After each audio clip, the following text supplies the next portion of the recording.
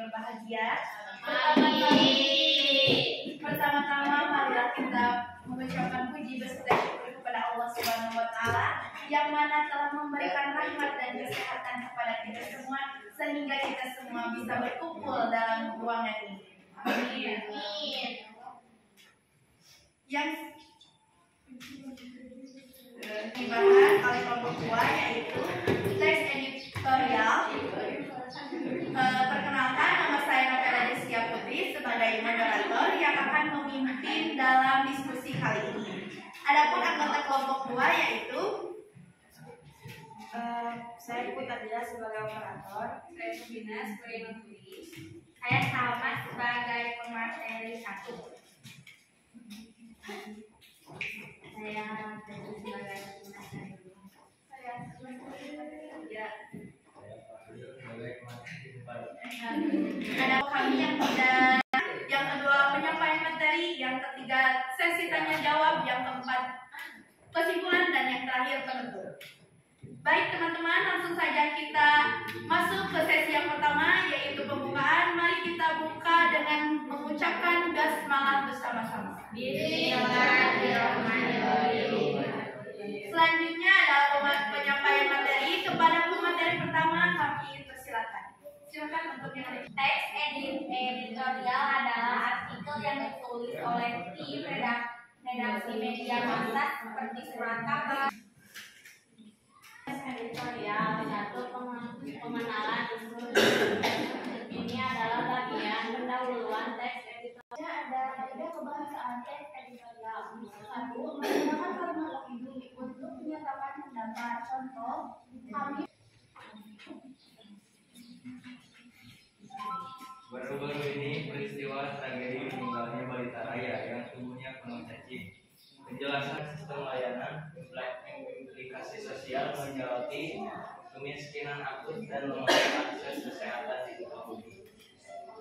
Artikel yang kedua, Direktorat Jenderal Permasyarakatan Ditjenpas kembali menggelar kegiatan bakti sosial bertajuk Jumat Berkah hari ini. Selanjutnya kita masuk ke sesi tanya jawab. Untuk teman-teman yang ingin bertanya silakan acungkan tangan, kemudian sebutkan nama, perwakilan kelompok berapa. Kita akan tampung dulu pertanyaannya dan kami akan memberikan kesempatan untuk satu kelompok satu pertanyaan. Silakan yang ingin bertanya dari kelompok mana dulu? Instruksi. Silakan.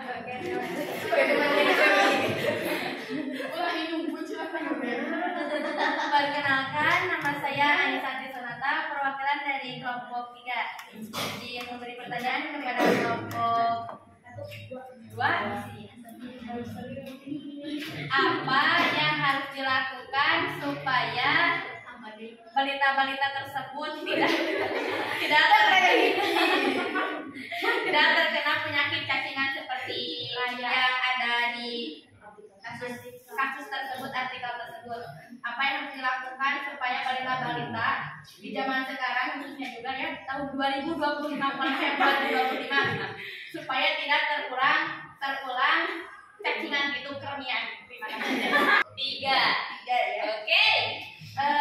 Jawabannya untuk anak-anak seperti contoh saya ini ya, kita sebagai orang tua bukan sebagai calon orang tua harus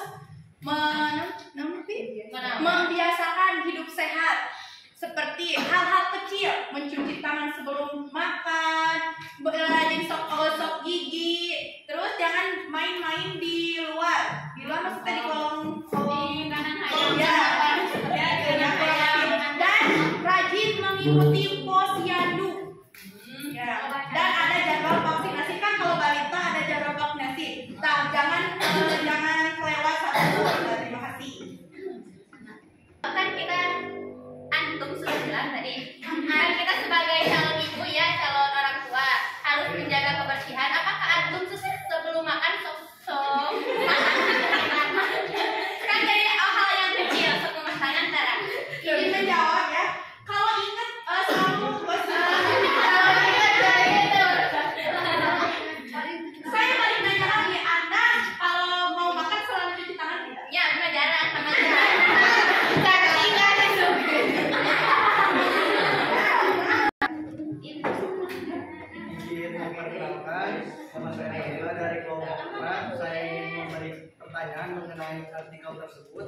Pertama, dapat kita simpulkan bahwa dari artikel tersebut sumber masalahnya adalah kemiskinan dan kurangnya pengawasan kesehatan.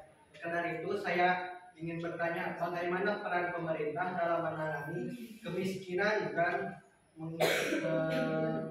memberikan pengawasan terhadap warga Indonesia agar tidak terjangkit penyakit. Dan kedua,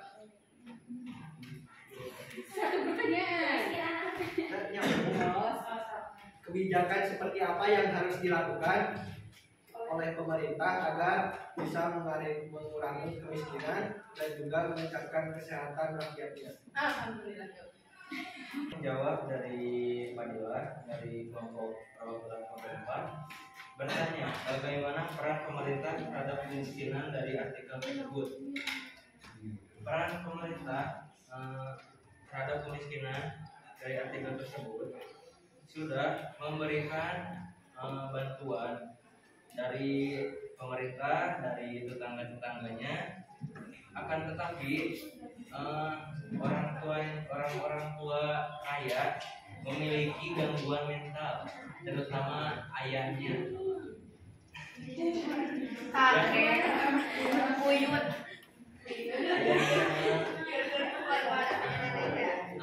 Ayahnya mengidap penyakit TBC dan Raya sempat dibawa kabur oleh ayahnya ke hutan sekitar 2 bulan.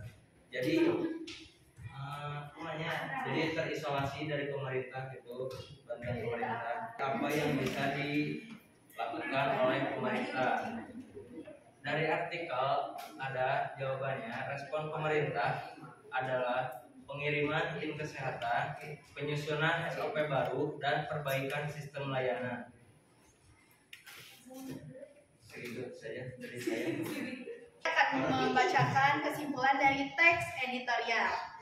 Adalah penegasan atau simpulan dari pandangan reaksi terhadap suatu isu aktual yang biasanya berisi rekomendasi, saran atau harapan untuk para pembaca atau pihak terkait agar dapat mengatasi persoalan yang dibahas. Bagian ini berfungsi untuk mengakhiri argumen, memperkuat posisi penulis, serta mendorong pembaca untuk menyetujui atau mempertimbangkan pandangan yang disajikan. Terjawab sama kelompok 2. Demikian presentasi pada hari ini dicukupkan. Saya selaku moderator mengucapkan terima kasih dan mohon maaf apabila terdapat kekurangan maupun kesalahan dalam presentasi ini.